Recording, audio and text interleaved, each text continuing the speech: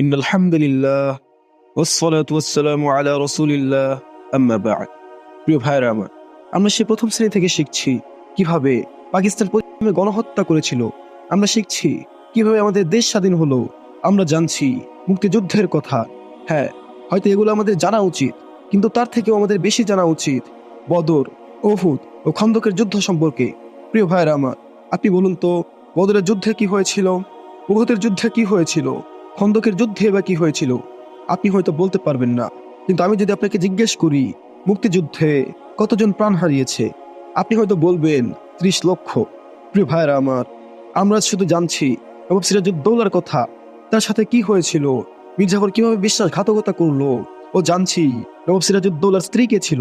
কিন্তু ভাই, আমাদের এগুলো জেনে কোনো আখিরাতে ফায়দা নেই। আল্লাহ তাআলা ভালো জানেন সিরাজউদ্দৌলার সাথে মির্জাফর কি করেছিল, সেটা আমাদের জানা আখিরাতের জন্য কোনো জরুরি নয়।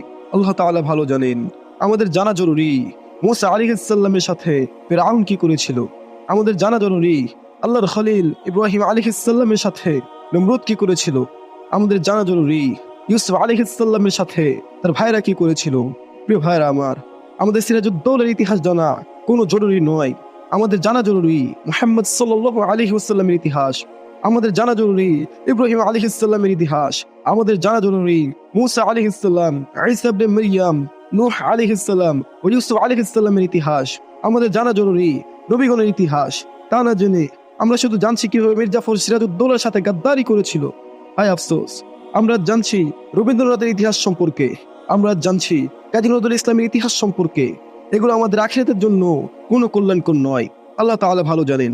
আমাদের কবিদের ইতিহাস না জেনে আমাদের জানা উচিত ইসলামের দ্বিতীয় খলিফা ওমর রাদিয়াল্লাহু আনহুর ইতিহাস।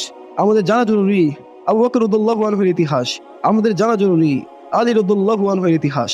আমাদের জানা জরুরি উসমান রাদিয়াল্লাহু আনহুর ইতিহাস। প্রিয় ভাইরা আমার, আমাদের যদি গল্প পড়তেই হয়, তাহলে আমরা কেন বানোয়াট গল্প পড়ব?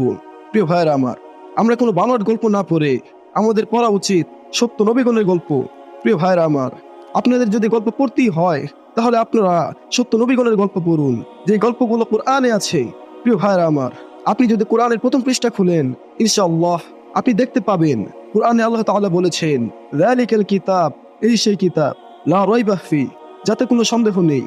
তাহলে কেন আমরা যে বইগুলোতে বিন্দু পরিমাণ সন্দেহ আছে ওই বইগুলো বেশি পড়ব? আমাদের তো পড়া উচিত যে গ্রন্থে কোনো সন্দেহ নেই, আল কোরআন, যেটা আল্লাহ তাআলার বাণী।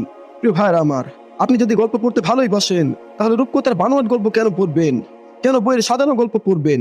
আপনি পড়ুন নবী ইউসুফ আলাইহিস সালামের গল্প, যে গল্প সত্য, যে গল্পকে আল্লাহ তাআলা শ্রেষ্ঠ গল্প বলেছেন। প্রিয় ভাইরা আমার, ইতিমধ্যে আপনি যদি স্কুলে পড়ে থাকেন, তাহলে আমি আপনাকে একটি পরামর্শ দিব। আপনি যদি বুঝেন বইয়ের পড়ার 100% থেকে শুধু 30% পড়লেই হবে, তাহলে শুধু ওই 30%ই পড়ুন, কারণ এই পড়া আপনার হয়তো আখিরাতে কোনো কল্যাণকর হবে না। আল্লাহ তাআলা ভালো জানেন। আপনি বাকি 70% পড়ার চেষ্টা করুন কোরআন ও হাদিস। আপনার পড়ার 50% চেষ্টা করুন আল কোরআন পড়তে, আর 20% চেষ্টা করুন হাদিস গ্রন্থগুলো পড়তে। যদি আপনি হাদিস গ্রন্থগুলো না বুঝেন বা হাদিস গ্রন্থগুলো যদি আপনার পড়তে ভালো না লাগে, তাহলে আপনি বিভিন্ন শায়েখের বা বিভিন্ন আলেম ওলামার বইগুলো পড়তে পারেন, যেগুলো হয়তো আপনি বুঝবেন। আল্লাহ তাআলা ভালো জানেন। প্রিয় ভাইরা আমার, সর্বশেষে এই কথাই বলতে চাই, আপনারা কখনো ওই বানোয়াট গল্পের প্রতি আসক্ত হবেন না। আপনারা আসক্ত হন সত্য নবীগণের গল্পে, আপনারা আসক্ত হন সাহাবাগণের গল্পে, যা হয়তো আপনার আখিরাতের জন্য কল্যাণকর হবে। আল্লাহ তাআলা ভালো জানেন।